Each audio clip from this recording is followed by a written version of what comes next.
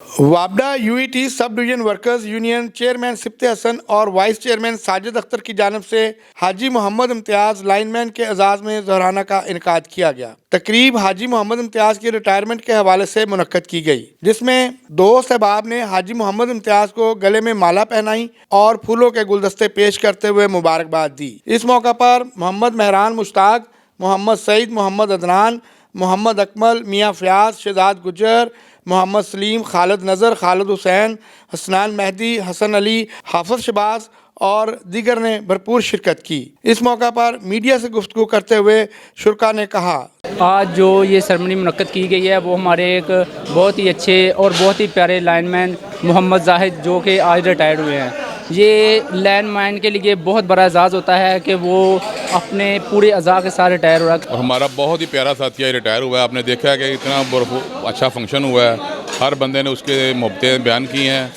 और अल्लाह ताला ये मौके सबको दे। बहुत खुशी हुई है, इंशाल्लाह इंतखाब की खुशी हुई है।